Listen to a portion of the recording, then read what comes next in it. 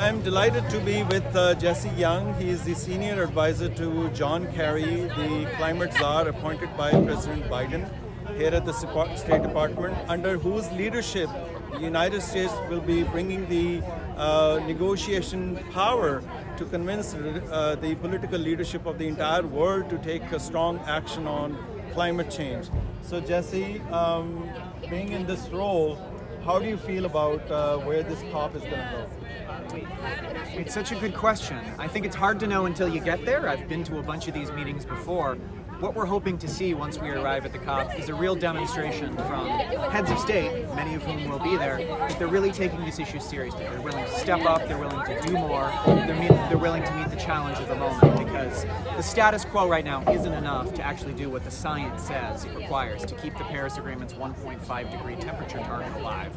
So it's hard to know exactly what success looks like until you get there, but we hope to have a lot of countries and subnational actors, governors, leaders of provinces, religious leaders, academic leaders to step forward to do more on climate. So what role do you see of the religions in this very important crisis that the world is facing?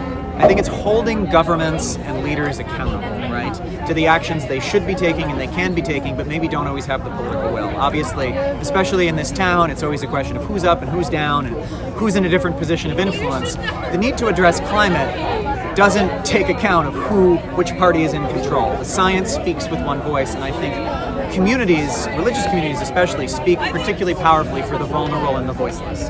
Those are the folks who can't come to these positions of powers, can't come to these summits, who need to have their voices spoken for. And so I think that is one of the principal roles of communities and congregations. The fight on climate change is really sobering and really serious, right? It's often very depressing. There's a lot of real and important climate impacts that are happening, which can really get you down. And I think the important thing to remember is there's always hope. There's more we can do.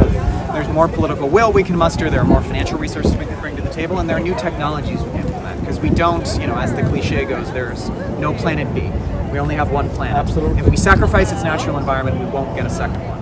And this natural creation that I think so many of these faiths, and I'm sure yours included, care for, needs to be, I think, the center of our government and our policies. Exactly. That is where I feel that we need to harness that energy. Absolutely. And you are the right person. We can get John Kerry to. We will try. We are doing everything we can. From EcoSikh, from the Yes. Sikh community side, we are ready to assist and be part of and share the know-how Yes. for what we have learned. So we have planted 350 forests in India with the cost of 1/10, which we will plant 1/10. Plant a whole forest in the urban settings. That's fantastic. So we want more. Thank you for your service. That's wonderful. May God bless you. Thank you, and you. Hope to see you more, and so we can work. It was such a pleasure to meet you. Thank you. Thank you so much.